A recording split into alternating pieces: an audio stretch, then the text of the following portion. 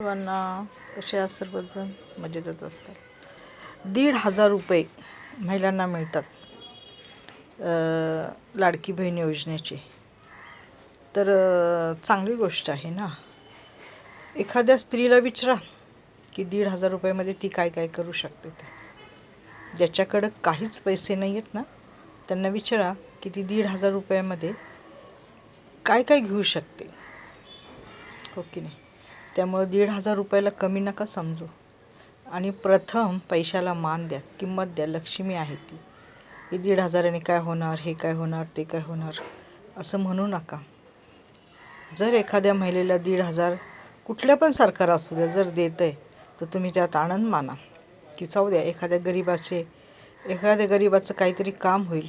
आता परवा एका बाईचा मुलगा खूप आजारी होता, खूप म्हणजे भयंकर आजारी होता.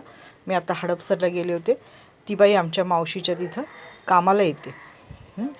तिला भेटतात 2,500 रुपये. तिथे कामाचे पैसे भेटतात. तिचा मुलगा खूप आजारी होता. तिच्याकडे काही पैसे नव्हते, कारण का आपलं जेव्हा काम होतं त्याच्यानंतरच आपल्याला 1 तारखेच्या नंतर किंवा 10 तारखेला असे पैसे मिळतात कामाचे, नाही का.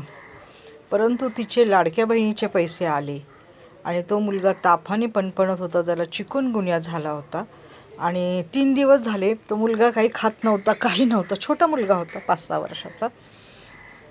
त्या बाईच्या अकाउंटमध्ये 1,500 रुपये आले आणि त्याच्यानंतर तिने त्याला चांगल्या दवाखान्यात नेलं. त्याला खायला प्यायला घातलं, त्याला म्हणजे औषधं घेतली.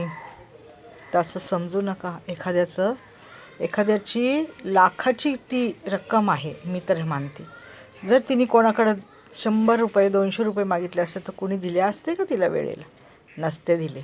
आज तिच्या हातात होते, तिच्याकडे होते. तिने त्या मुलाचा इलाज केला, त्याला खायला प्यायला आणलं, त्याला चांगली औषधं आणली आणि तो मुलगा नंतर शाळेत जायला लागला. ही सत्य घटना आहे. जर तुम्ही मला म्हटलं ना की दाखवा मावशी, तर मी तुम्हाला नेऊन दाखवेन. त्यामुळं 1,500 रुपयाला कमी नका समजू. 1,500 रुपये कोणाकोणाला लाखाच्या बरोबर आहेत. धन्यवाद. त्यामुळं मी म्हणते की जाऊ द्या, तेवढे तरी देतात आहे ना. आणि स्त्रीला एक आधार भेटलेला आहे 1,500 रुपयाचा. धन्यवाद.